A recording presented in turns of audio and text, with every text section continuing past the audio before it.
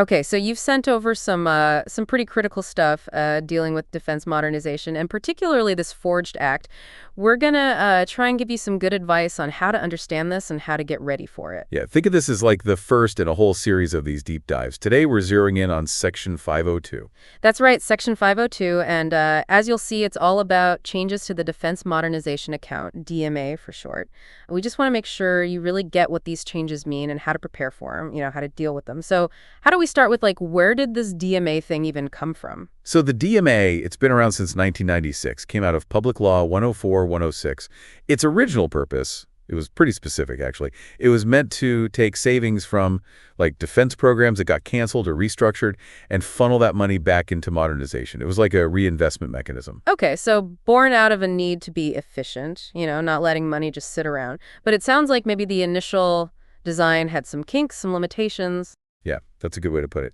Over time, the DMA started getting some heat. There were these GAO reports back in the late 90s, the Defense Science Board in the 2000s, even stuff on innovation.defense.gov, all kind of pointing to some of the limitations of the rules around the account. The common thread was these rules. They were making it hard for the DoD to, like, quickly grab hold of new technologies. That makes sense. If your funding is too tied to what happened in the past, like programs getting shut down, it's got to be tough to be proactive. Exactly. And the Congressional Research Service, they documented all this. You could find it at crsreports.congress.gov. There were more and more people saying, hey, we need to streamline this. That's what led to Section 502 and S.5618. Senator Roger Wicker introduced that back in December 24. It's a direct response trying to get the DMA up to speed with, where defense is at today. All right, so that's the backstory. Let's get into the nuts and bolts now. What are the main changes Section 502 is trying to bring about? Like, what are the good things we're hoping to see? Okay, so Section 502 has 5 main goals. First one, they're getting rid of that rule that funding can only come from savings. This means the DMA could potentially pull from a lot more sources for modernization. It's not just about leftover money anymore. So you could see modernization competing with, readiness funding, for example. That would make for some tough decisions, wouldn't it? I mean, modernization proposals would need to be really strongly went out. What's the second big change? Second one, they're making the rules about how you can spend the money a lot similar. The idea is to speed up the process of getting resources to these modernization projects. Less bureaucracy. I'm sure you've run into those old processes before. Even for small modernization efforts, it could be a real pain. This should help with that. Yeah, streamlining, cutting red tape. I think everyone can get behind that. All right, what's number 3 on the list? Third one is less reporting.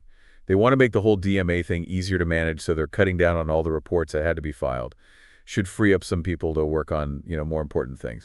Less paperwork, more modernization. Hopefully that's how it works out. What about number 4? Fourth one is all about flexibility. This is specifically aimed at making it faster to upgrade our existing systems. Fewer rules about how DMA money can be used means DoD can, grab new technologies as they pop up. Yeah, with tech changing so fast, that flexibility has got to be key. Okay, bring us home. What's the 5th desired outcome? Fifth one is about making sure the DMA is lined up with what the DoD is focusing on right now. The idea is to make sure this money is going to where it's most needed for modernization and also to encourage innovation in every branch. So the big picture is they want a more nimble DMA, more efficient, more focused. But, anytime you make a big change, there are going to be some unintended consequences. What are some of the potential downsides the organization is trying to be prepared for? Oh, absolutely. That's super important to think about. One thing is, by opening up where the money can come from, there's a chance it gets siphoned away from other really important DoD programs. It's about keeping things balanced. Right. You don't want to fix one thing and break another, anything else. Well, if you've got simpler rules and maybe less oversight, there's a chance that some of this money could get misused or just wasted. Fewer checks and balances, sometimes that can lead to things slipping through the cracks. Yeah, that's a natural concern for sure. And with these simpler rules, how does that impact keeping track of where the money's actually going? So if they cut back on all the detailed reporting and the rules about how you can spend it are more vague, well, it might be harder to follow the money trail. That could make it harder to hold people accountable. I see.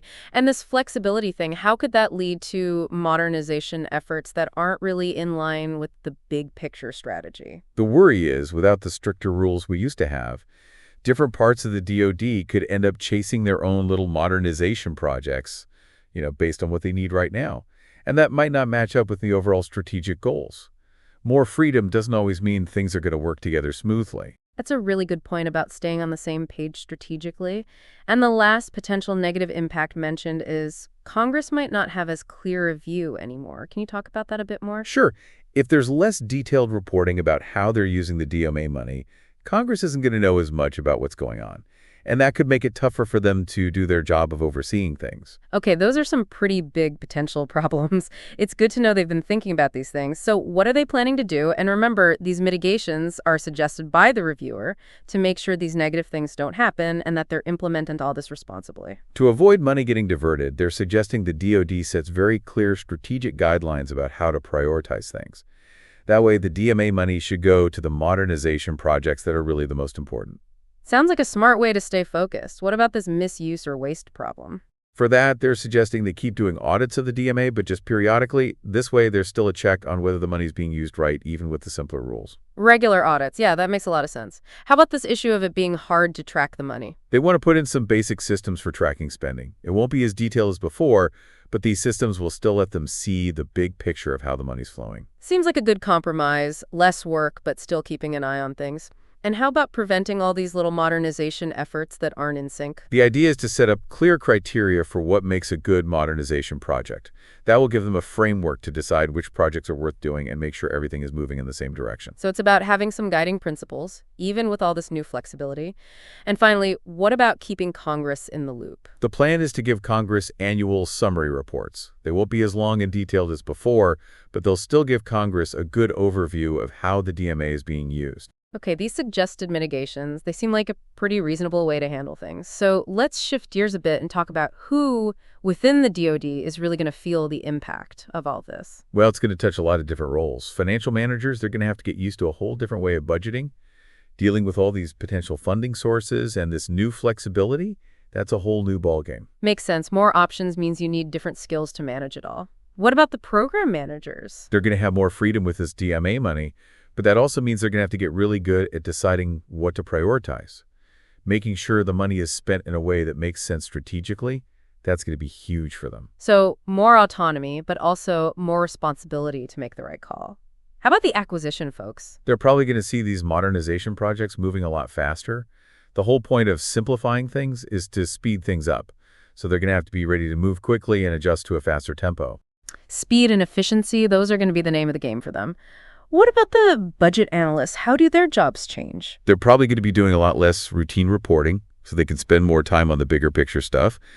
Analyzing how DMA money fits into the DoD's overall priorities, that's going to be really important. And their insights are going to be valuable to leadership. So less number crunching, more strategic thinking. And last but not least, what about the senior leadership in the DoD? They're going to be the ones calling the shots on the DMA's priorities. With all this new flexibility, their guidance is going to be super important.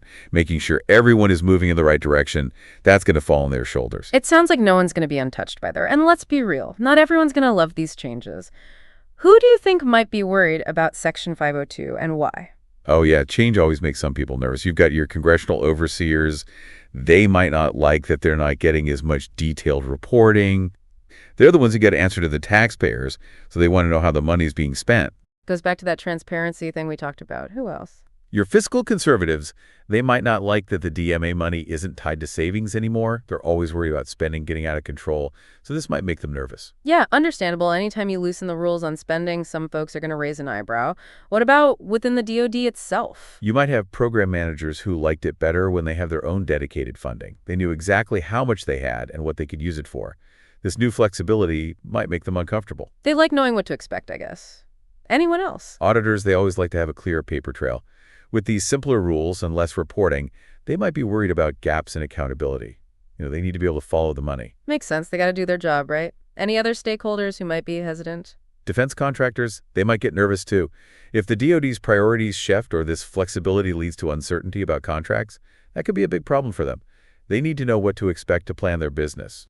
A lot of different perspectives there shows how complicated this whole thing is. Okay, let's get practical. What kind of resources is the DoD going to need to make all this work? Well, like we talked about with the mitigations, they're going to need money to build these new systems for tracking spending. Got to have the right tools to manage it all. What else? They're going to need to train their financial managers and program managers on how to deal with this new flexible funding. Got to give them the knowledge and skills to navigate this new world. Yeah, investing in your people is always smart. Anything else? They might need to hire more budget analysts, folks who can focus on that big picture strategic stuff. With less time spent on the routine reports, they can really dig into how to use the DMA strategically, and that's going to be important. So it's not just about changing the rules, it's about having the right people and systems in place to make it all work. Now, how are we going to know if Section 502 is actually doing what it's supposed to? What are we going to look at to see if it's successful? And remember, these measures of success are suggested by the reviewer. The reviewer suggested three main things to look at. First one, how fast are these modernization projects getting done? They're hoping to see a 20% increase in speed after they implement these changes. A nice, clear goal, easy to measure. What else are they going to track? They want to see how much of the DMA money is actually being used. They're aiming for a 90% utilization rate or higher. If they're hitting that, it means they're putting the money to work efficiently. Makes sense. You want to see the money being used, not just sitting around. And the third measure? They're going to track how many system upgrades are being completed. They want to see a 15% increase year over year after Section 502 is in place. They're going to be keeping an eye on all these things every year to see how it's all working out. So some solid metrics there should give them a good idea of whether they're on the right track. Before they decided to change the DMA this way, did they look at any other options? And note that these are potential alternative approaches. Yeah, they kicked around a couple of other ideas. One was to just beef up some of the flexible funding mechanisms they already have, like OTA accounts. Those already give them a lot of leeway with acquisition. They thought about just expanding those instead of messing with the whole DMA. Sometimes it's easier to just improve on what you already have. What was the other alternative? They also thought about doing a pilot program, kind of like a test run. They would have loosened up the DMA rules slowly in a controlled environment to see how it worked before making any big changes to the law. So a more cautious approach, dip their toes in the water first. It's good to know they considered all their options. Okay, we've covered a lot of ground here. If someone's listening and they need to get ready for these DMA changes, what are the key things they should do? All right, here's the cheat sheet. First, really wrap your head around this new funding landscape. The DMA can pull money from a lot more places now, so don't rely on how it used to work. So do your homework. Things have changed. What else is important? You got all this new flexibility, but that means it's even more important to make sure you're aligned with the big picture strategy. You got to know what the DoD's priorities are and make sure your decisions about spending this DMA money are in line with that. Don't go rogue. Stay focused on the big picture. Anything else? Even though the rules are simpler, you got to be ready for those audits, and you still need to keep track of how you're spending the money. You can't just go wild. Accountability is still key. Right. Just because there's less paperwork doesn't mean you can forget about where the money's going. What about making sure people are using the DMA wisely? Figure out what makes a good modernization project for your area and stick to those criteria. That way, everyone in the DoD is on the same page about how to use this money effectively. Having clear guidelines will be really helpful. Any other sources of information they should keep an eye on? Those annual reports that go to Congress, pay attention to those. They'll give you a good overview of how the DMA is being used across the board, and that can help you make better decisions in your own area. Stay in the loop. See what's happening at the top level. Any specific advice for financial managers? They need to get up to speed on managing this flexible funding and change their budgeting processes to fit the new rules. Be proactive. Don't wait for someone to tell you what to do. How about program managers? What should they be focusing on? Prioritization, prioritization, prioritization. They've got more power now, so they need to be really good at making smart choices about how to use this DNA money. Sounds like they need to step up their game. What about the acquisition folks? Be ready to move fast. These simpler rules are meant to speed things up, so they got to be agile and responsive. No more dragging their feet. Efficiency is the key for them. And finally, what about the budget analysts? They've got a chance to do some really interesting work now. Less number crunching, more strategic analysis. Figuring out how to make the best use of the DMA to achieve the DoD's goals, that's their new challenge. A more interesting job, maybe even more impactful. And last but not least, any words of wisdom for the senior leaders in the DoD? You guys are setting the direction here. You got to be crystal clear about what the DMA's priorities are and make sure everyone understands them. You're holding the reins, so make sure everyone's moving in the same direction. All right, that's a lot of good advice. Thanks for breaking it all down. Absolutely. And for everyone listening, take this seriously. Go find out as much as you can about these changes. Think about how your own work might need to change to make the most of this new DMA. So, to sum up this deep dive into Section 502, we're looking at a pretty big shift in how the DMA works. The big goals are flexibility and efficiency, being able to keep up with the changing world of defense. We talked about where the DMA came from, the specific changes Section 502 is making, the good and the bad that could come from it, how they're trying to prevent the bad stuff, and how they're going to measure success. We even touched on some other options they considered. And we finished up with some solid advice on how to understand and prepare for all this. So here's the big question for you.